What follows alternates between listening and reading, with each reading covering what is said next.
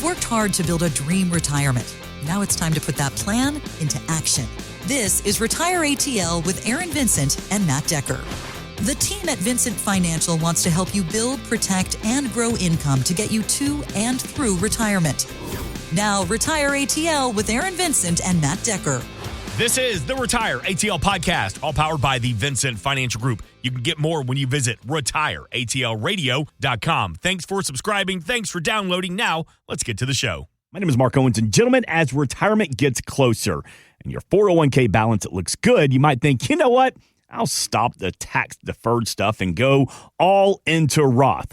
But Vanguard, which I know you have thoughts on, Vanguard believes that's a mistake. They say splitting contributions between both can give you more flexibility later, especially with these unpredictable tax rates. All right, what is your take when it comes to splitting a Roth and a 401k? I've got questions. You got questions? Yeah. I got answers. 770-7410. Let me call that number real quick and see if I can get some answers. You got answers? Maybe. Well, I'd love to hear your answers. I probably have more questions to your questions. I'll answer your question with a question. No, Will you? No. Let me say this first. This might answer one of your questions. My first question, how dare you? Yeah.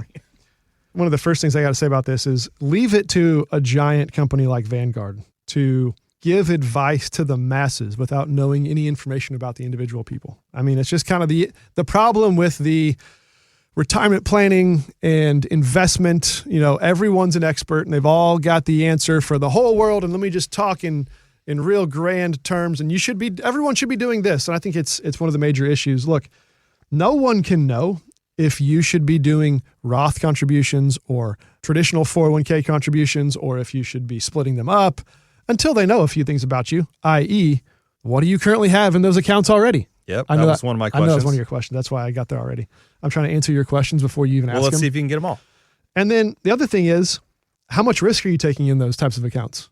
So before I can tell you, before anyone can advise you on how you should be doing your contributions, whether it's to Roth or to traditional, they need to know a few things about you, including what's your current balance of each currently and how much are you contributing? That was one of Just my to name questions. a few. I'm already answering some of your questions without you even asking them. You do that from time to time. I don't know how you do it, but you do.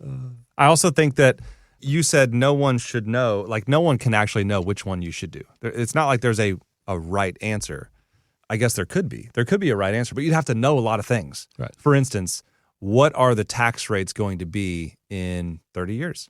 If the tax rates are double in 30 years, well, then actually it's a pretty easy answer. Mm-hmm. We should all be Roth. doing Roth. Like that's the easy answer, right? If tax rates are half what they are today in 30 years, then maybe it's not so much of an easy answer, right? Funny story. When the IRA first came out, it was in the 70s, or the 401k first came out in the 70s. Top marginal rate, any guesses on the top marginal tax rate when these tax-deferred vehicles first came on the scenes? Top marginal tax rate. 67%. 70%. Nice. 70%. So if you get By that... God, we're going to get back there eventually. right. So if you were a top earner and all of a sudden someone comes along and they say, hey, by the way, got a little deal for you. Mm-hmm. You don't have to pay that really aggressive rate today. You can pay it later. Well, you made out like a bandit. Sign me up. Like, sign me up, right? Because top marginal rate is nowhere near that today. So if you were deferring back then, that's the traditional. We're talking about should you do Roth or 401k? Mm-hmm. Well, if your top marginal rate in the 70s was around 70%, doing that traditional 401k feels real good now when you're nowhere near that from a taxation standpoint. So which one should you do? It just depends. It depends on so many things. Most people agree that I talk to that in the future, tax rates will be higher because of the reality that we're in now. How are we going to get out of this hole? Cost more money. The future is going to cost more money. How are we going to get out of this hole that we're in if it's not by paying more taxes? That's right. Yeah, I think that you always get in trouble when a big company like a Vanguard comes out and gives, granted, this is generic advice. Yeah. You know, you might want to split between your Roth and your traditional. Like that's pretty generic advice, and I guess I don't have too much of a problem with it. But I will say this. Most people that come into our office, like Wendy from Woodstock. Yeah, she's cool. Yeah, she's great. Already had done the bulk of her retirement savings, and it was all in the traditional 401k. So bulk of her savings already done.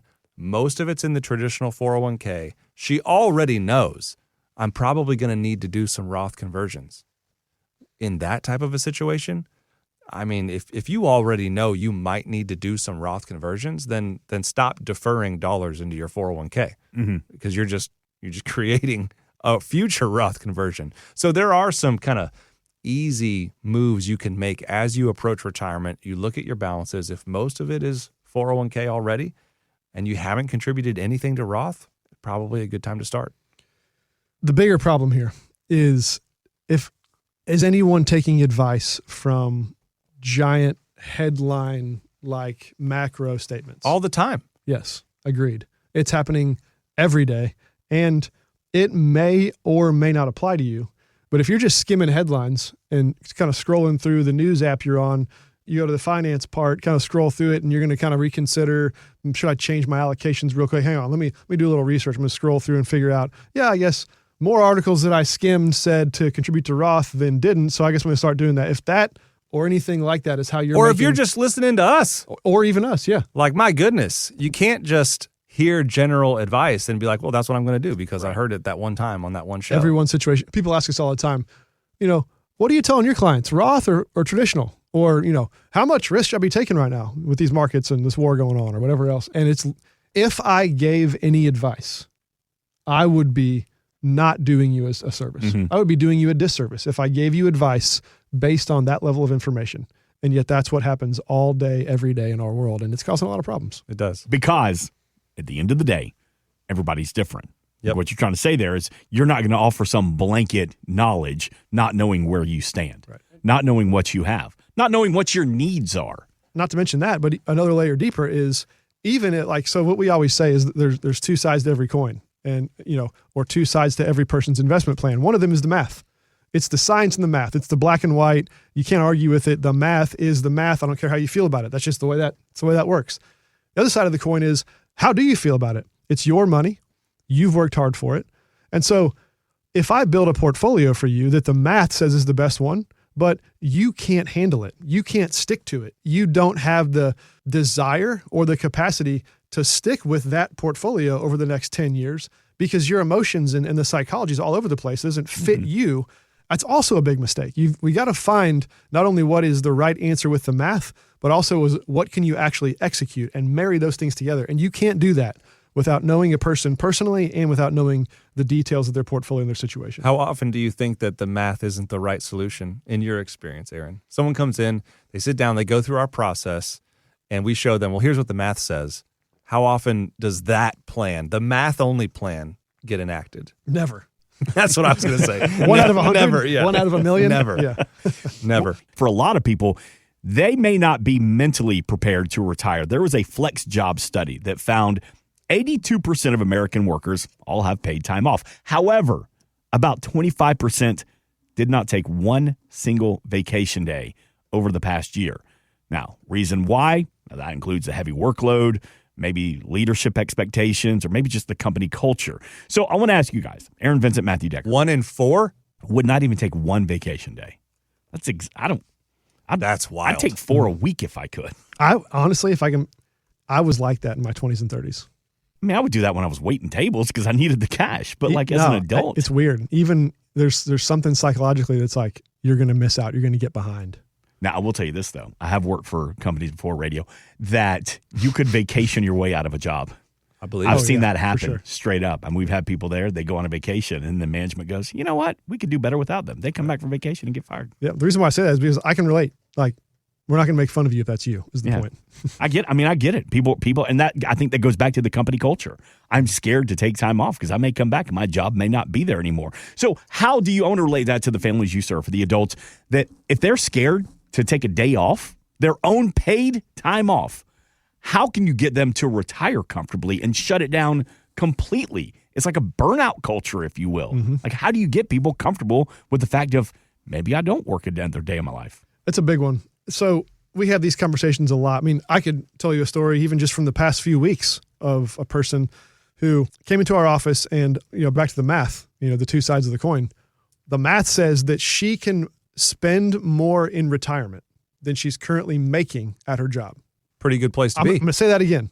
She has done enough in retirement, and she lives, within her means, so much so that her lifestyle in retirement, just from her retirement savings and Social Security, after we showed her our plan, that income that she was getting, even stress tested, even planning out for 30 years of that income, is more than her current income where she works. Let's say it a different way. Yeah. Working is costing her money. Yes. She's losing money by sitting in traffic. Every year she works, it's costing her $15,000. Good ballpark. gracious. This is a real story. Yeah. And she still can't pull the trigger.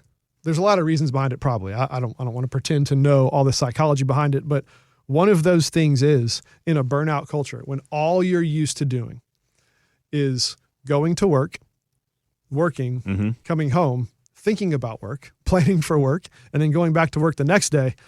Well, that's what you've done for a long, long, long time. And that's the treadmill that you're on. Yeah. Habits are powerful things. They're hard to break. And that's a good thing and a bad thing, depending on which side of the habit that you're on. And so that happens more than I would want to admit, that reality. Now, not everyone that we meet has saved enough and lives within their means to enough to where they can retire in a more healthy lifestyle than where they are now. But those aren't rare stories. I also think that there's some people that they don't, it's like they haven't given themselves permission to start doing what they want to do. They're just in that I'm doing what I got to do. Like this is what I have to do. And this is what I have to have been doing for the last 20 or 30 years. But I will say one of the things that's, I don't want to say it's the most fulfilling, but one of the most interesting conversations is when we do get someone who comes into the office and they've done enough to retire or they're really close, and they're burned out. And we get to tell them, hey, you actually don't have to work at that job that's causing you burnout.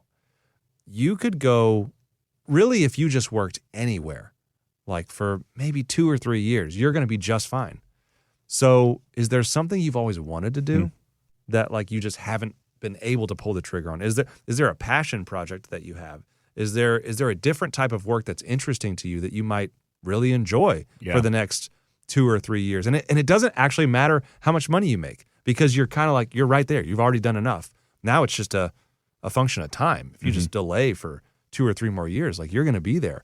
Those are really fun conversations to have. But back to 25% not taking a vacation, I got to imagine if that's you, you're probably not even allowing yourself to think those types of thoughts, because you're not even allowing yourself to feel good enough to take a vacation. So like that's a tough spot to be in. I'm going to say something that maybe not everyone will agree with. Okay. And that is this. Your money should be a function of your life. It should be a part of your life in that order. Your life and how you spend your time and what you do and who you are is higher up in order of importance. More decisions should be made based on that than how much money you have currently and what you're currently doing for work. So I'll say it a different way. I believe that there is an ultimate truth. Okay. And I'm a person of faith. Matt is too. And it is what it is. I think that in the Bible, I'm going there, Mark. I'm going to go there. Let's go. Take me to church. Even Jesus himself talks about money not as a inanimate object, but he almost gives it a personality. Not almost, he does. He gives it a personality. And he says things like its desire is to rule over you. And even those of us who may not be aware of it, there can be this certain control, this certain pressure, this certain feeling of dread or anxiety or fear of what will happen if I make this decision or that decision. And I think, so we use the analogy of your retired life or even your current life as you steer towards the time when you can retire is like a road that you're traveling down, right? It's a road that you drive on. It's not 285, hopefully. Hopefully it's something more calm, roundabouts instead of stoplights, that kind of stuff. And on each side of that road is a ditch. You don't want to fall in either one of them. But the two most common ditches, one is labeled fear on the left side, one's labeled greed on the right side. Depending on what personality you have or kind of where you're at, you're more prone to one of those over the other. And one of our goals, one of our hopes is that we can organize this conversation in a way and describe it in a way and show you the cause and effect of certain things in such a way where some of that fear or greed can be shelved while you make decisions for your life that are in the right order. not what am I allowed to do based on the way I've lived my life for the past, the fear, the guilt, the dread, the shame, the what if, whatever the thing is for you. Or on the other side, the greed, the control, the desire for more, always the lack of contentment, etc. Whatever side you happen to fall on in your personality type. Our goal is to have this conversation that is strategic and it is tactical from a perspective of we are doing a very specific job. We do need to be planning well and organizing your money where it should be and invested the way it should be for you. We do want to be talking about performance and returns and taxes. All that's critically important. We have had dozens of years of training. I almost said even more. Right. Combined, we have probably 30 years or more, actually, of training and experience doing this. That's actually more than that. And so those things are really important. But I don't want to say that's all that we do, because what's really important here in this conversation about life is that if your money is dictating how you're living your life, and let me also pause and say, this is not licensed to just go blow it all and just to go spend however you want to. Some people need to control their spending, right? We can't use these same principles that are truths to give us license to live in unwise ways. I'm not saying that. Right. But what I am saying is that as you organize your life, you should be having conversations and doing planning beyond just tactical and strategic investment choices. You should be having conversations that empower you to live the life that you should be living. You have certain skills, gifts, talents, abilities, etc., that should be used to do good things that might be contrary to how you're currently living. And our goal is to help you be free from those things.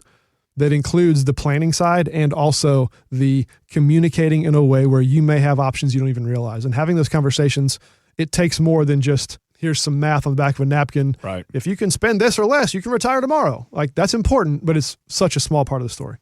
It's one of the reasons we said the math equation is hardly ever the plan that ends up being the plan at the end, because it's not really about math. It's about who are you and where are you going. Yeah. I wouldn't like my job all that much if all it entailed was, hey, today you've got X dollars and I'm going to help you get X plus some dollars. If that's all that we did. Yeah. That's our goal. That's who we are. That's what we do.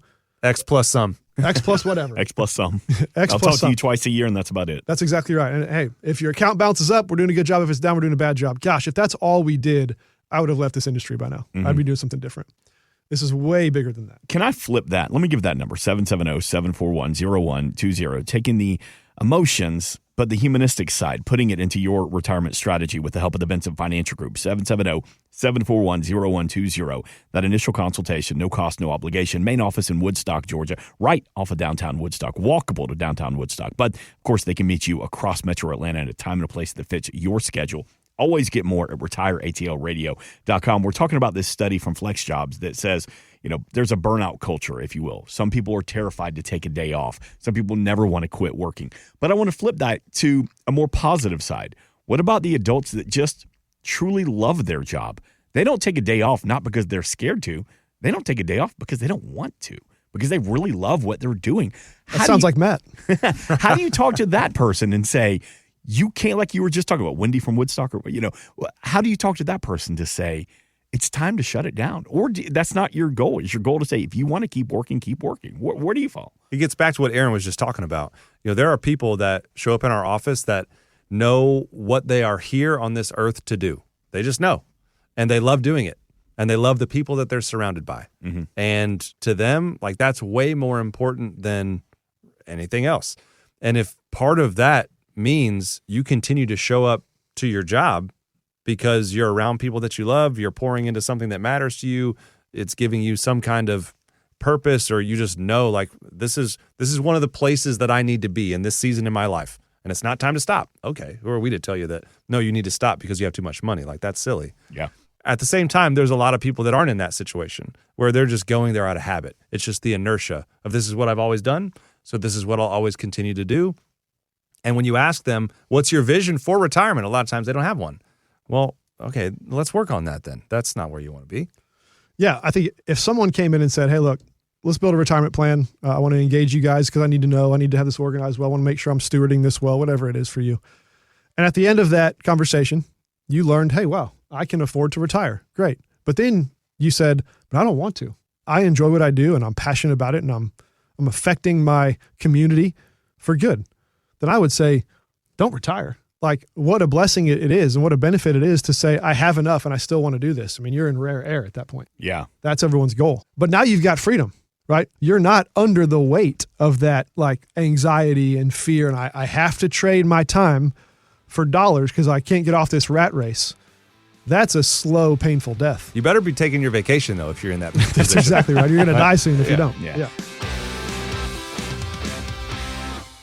Insurance products are offered through the Insurance Business Advanced Planning Group. Vincent Financial Group is an investment advisory practice that offers products and services through Impact Partnership Wealth, LLC, IPW, a registered investment advisor. IPW does not offer insurance products. The insurance products offered by Advanced Planning Group are not subject to investment advisor requirements. Advanced Planning Group and IPW are not affiliated companies. Investing involves risk, including the potential loss of principal. Any references to protection, safety, or lifetime income generally refer to fixed insurance products, never securities or investments. Insurance guarantees are backed by the financial strength and claims-paying abilities of the issuing carrier. This podcast is intended for informational purposes only. It is not intended to be used as the sole basis for financial decisions, nor should it be constructed as advice designed to meet the particular needs of an individual situation. Vincent Financial Group is not permitted to offer, and no statement made during this show shall constitute tax or legal advice. Our firm is not affiliated with or endorsed by the U.S. government or any governmental agency. The information and opinions contained herein provided by third parties have been obtained by sources believed to be reliable, but accuracy and completeness cannot be guaranteed by Vincent Financial Group. This podcast is a paid placement.